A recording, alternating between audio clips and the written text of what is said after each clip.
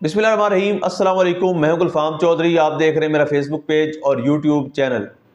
पाकिस्तान की सियासत में अहम तरीन डिवेलपमेंट हो रही हैं और मुसलसल डिवेलपमेंट्स मुतवक्के हैं। यकीनी तौर पर जो पाकिस्तान के हालात हैं वो यकसर बदलने जा रहे हैं और बड़ी बड़ी तब्दीलियाँ मुतवक्के हैं। इस हवाले से हमारे साथ मौजूद हैं सिद्दीक जान साहब। उनसे जानते हैं क्या डिवेलपमेंट हुई हैं, पहले उनकी बात सुनते हैं फिर उस पर बात करते हैं। लेकिन मैं अपने असूलों पे कोई किसी तरह की सौदेबाजी जो है वो नहीं करूंगा।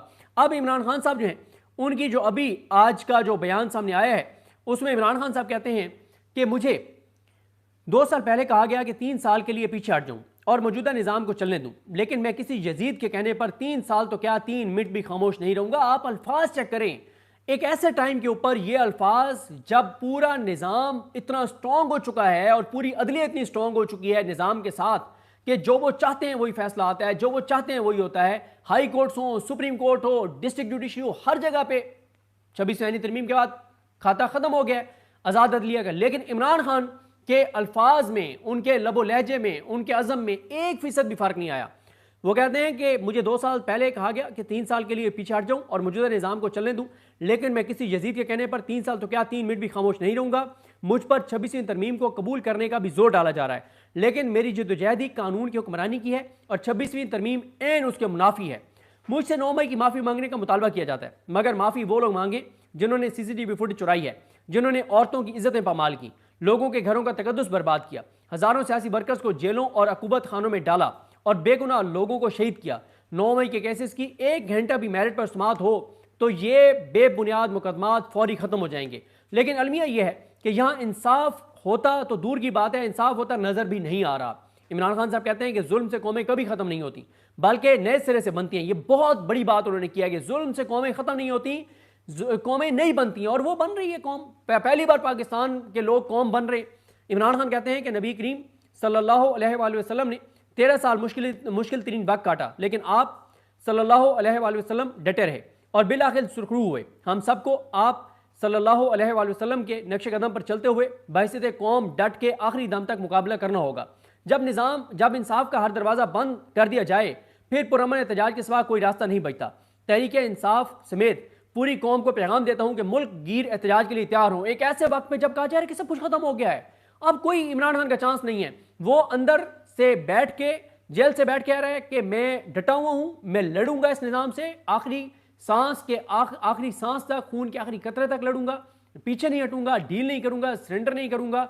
और वो आगे बढ़ने की बात कर रहा है, वो दोबारा निकलने की बात कर रहा है, वो दोबारा आज़म, वो हौसला दे रहे हैं पूरी कौम को कि आप लोग परेशान ना हो, मायूस ना हो, ये वक्त गुजर जाएगा, ये मुश्किल गुजर जाएगी और हम एक कौम बन के आगे बढ़ेंगे और मुल्क को आगे लेकर जाएंगे। इमरान खान कहते हैं पाकिस्तान में कानून मुकम्मल तौर पर मुअत्तल है, यहाँ औरतों की भी इज्जत महफूज नहीं है।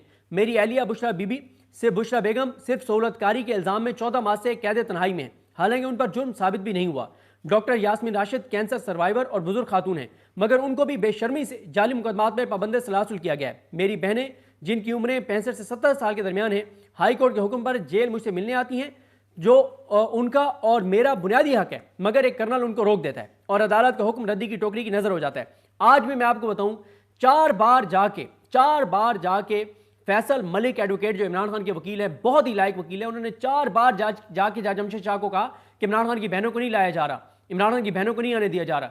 जज अपने फैसले में अमल दरामद नहीं करवा सका। ये है जज अमजद अली शाह साहब, जो अपने फैसले में अमल दरामद नहीं करवा सके, इमरान खान की बहनों को अंदर नहीं बुला सके। वो फैसला आज़ादाना कैसे देंगे जो इमरान खान की बहनों को प्रोसीडिंग अटेंड करने के लिए अंदर लाने के लिए अपना जो है वो ऑर्डर नहीं मनवा पा रहे। इमरान खान कहते हैं कि जंगल के कानून का ये आलम है कि मेरी बहनों को यहाँ से गिरफ्तार किया जाता है और चक्री के पास आधी रात को ले जाकर बेजारो मददगार छोड़ दिया जाता है। जिस मुल्क में अपनी खवातीन के साथ ऐसा सलूक हो वहाँ का अखलाकी मेयार फौत हो चुका है। मरियम नवाज के लंदन में 5 फ्लैट्स निकले थे, मगर उनकी जमानत 2 माह में ही हो गई थी क्योंकि शरीफ खानदान डील पर राजी था। जो फिरौनियत के आगे झुक जाता है उसके सब केस माफ हैं, मगर जो हक पर खड़ा हो वो बेजुर्म भी सजावार ठहरता है। 2 साल में बैरून मुल्क से कोई सरमायाकारी इसलिए नहीं आ सकी क्योंकि दुनिया जानती है कि यहाँ कानून एक कर्नल के जूते की नोक पर है। याद रहे कि सरमायाकारी के बगैर ना मुल्क में मुआशी इस्तेकाम आता है, ना ही मुईशत तरक्की कर सकती है। जब तक अदालती अहकामात कर्नल के इशारों के मोहताज होंगे तब तक सरमायाकारों के लिए एतमाद की फिजा नापैद रहेगी। पूरी कौम इंसाफ के लिए अदलिया की तरफ देख रही है, मगर 26वीं तरमीम करके अदलिया को मफलूज कर दिया गया। इस तरमीम के पीछे 2 ही वजूहत हैं। एक तो धांधली ज़्यादा इलेक्शन का तहफ़्फ़ुज़ करना और दूसरा मुझ समेत तहरीक इंसाफ की लीडरशिप और कारकुनान को जेल में कैद रखना और एहतसाब के खौफ के बगैर बुनियादी इंसानी हकूक की खिलाफवर्जी करना है। 26वीं आईनी तरमीम के बराह दो नताइज निकले। इमरान खान एक बात बहुत इंपॉर्टेंट कर रहे हैं, ये हमें समझनी चाहिए। यकीन करें, मैं एज ए कोर्ट रिपोर्टर देख रहा हूं कि लोगों का अदालतों पर एतमाद खत्म हो गया है। लोग कानून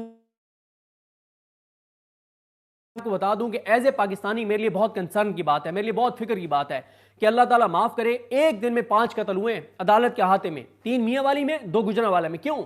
लोगों का एतमाद नहीं रहा अदालतों पर।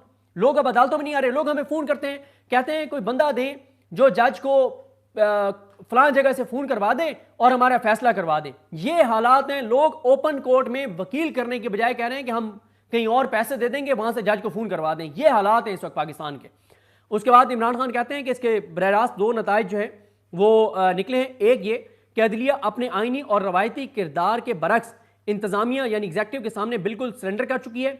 मिलिट्री कोर्ट्स के हवाले से सुप्रीम कोर्ट का फैसला आइन के आर्टिकल 175(3) के मुतसादिम है, जो कहता है कि अदलिया एग्जेक्टिव से अलग है। मगर यहां इस आर्टिकल में तरमीम किए बगैर ही एग्जेक्टिव को अदलिया के तमाम इख्तियारात सौंप दिए गए हैं। मिलिट्री कोर्ट्स के साथ साथ मखसूस नशिस्तों पर भी बेंच बनाकर पीटीआई से ये नशिस्तें छीनने की कोशिश की जा रही है। वोट तहरीक इंसाफ को पड़ा, मगर आइन के बरखिलाफ ये नशिस्तें दूसरी जमातों को देने की कोशिश की जा रही है।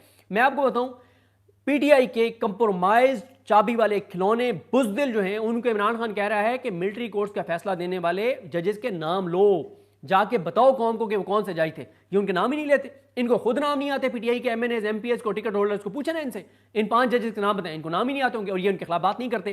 क्यों नहीं बात करते? क्योंकि पीटीआई की इस वक्त मेन लीडरशिप है वकीलों के हाथ में। वो नहीं चाहते कि जजेस के खिलाफ माहौल बने, क्योंकि उनकी वकालत खराब होगी, उनका पैसा बर्बाद, उनकी वो जो करोड़ों रुपए कमाते हैं उनका धंधा बंद हो जाएगा। वो नहीं चाहते जजेस के हवाले से बात हो। इमरान खान चाहते हैं जजेस के हवाले से बात हो।